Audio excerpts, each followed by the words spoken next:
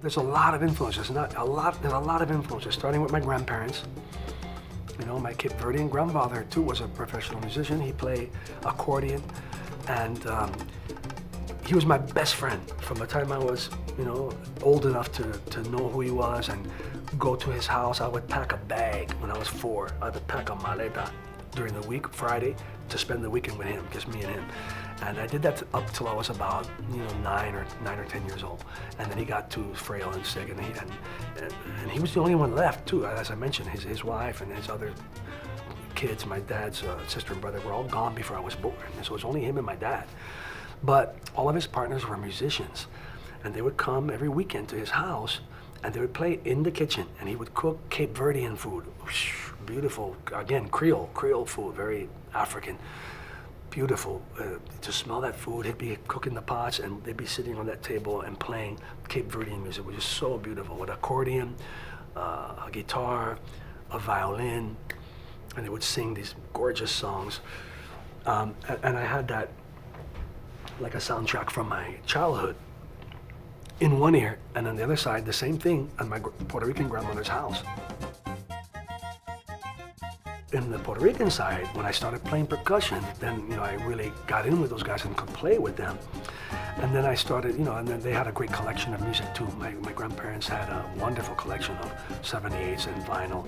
So, you know, when the musicians would take a break, they would put on these records, Cuban and Puerto Rican music. You know, from Puerto Rico, Ramito, La Calandria, Chuito de Bayamón, Cortijo, Isma Rivera.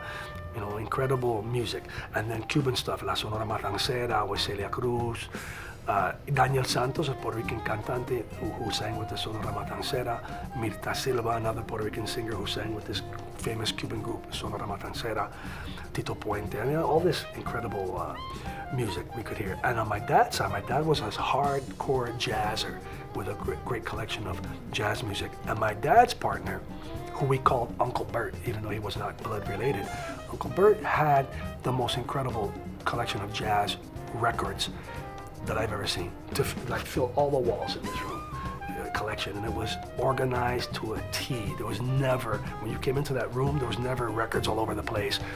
Everything was up, and he knew where everything was. He was like I shouldn't say was, he's still alive, but if you ask him, you know, you got anything, you know, from, anything in there from Charlie Parker, you know, when he recorded this, he'd go, pull it out, and he hands you the record, and he'd just give you the record and say, yeah, that record was done in, you know, 1941, and they recorded that in New York, and on that particular day, Max Roach got sick, and so the drummer's Art Blakey on that one, and he knew all these details about every single one. And then it becomes really the drummers that start inspiring me the most, all the ones I mentioned earlier. And then also from Puerto Rico, you know, some Puerto Rican and New Yorican drummers like Ray Barreto, like Jose Mangual Sr., who played bongo with the Machito Orchestra. Tito Puente, of course, who called the king of Latin music, the king of the timbal, who I had the great honor of recording 3 albums with him, because Tito was a santero, you know, a child of Obatala, and his godfather, Nilo Tandron, lived in San Francisco, an old Cuban guy, and the flute player in my band was his roommate. So he told me, hey, guess who's coming over to my house today? You know who? Tito Puente. What? Tito Puente. And he explained to me, oh, Tito is Nilo's ahijado, his godchild. Wow, so I arranged to be there, you know, and so he started making records in the Bay Area. So it was practical for him to start using some people in the Bay Area, not bringing a big band from New York to the Bay Area every time. So oftentimes he would bring the band, record the basic tracks, send them home, and then add stuff. If he needed extra percussion, bata, chequere, guido, bongo, he would call me, and some other musicians, horn players. I would go there to sing coro and do different things. And it was a great opportunity to collaborate with Tito. And he also agreed to play with my group as a guest, you know, on one occasion. So Tito was a great influence. Over the years, I was very fortunate to meet people like that, Dizzy and Max Roach, and be able to play with them, and Cachao, Armando Peraza, and spend real time with them. Armando lived in the Bay Area. for like 50 years.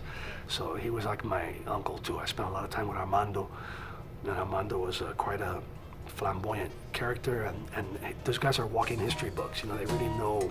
They grew up in the music and have so much to share. Francisco Amaya, I mean, we could spend weeks talking about any one of them.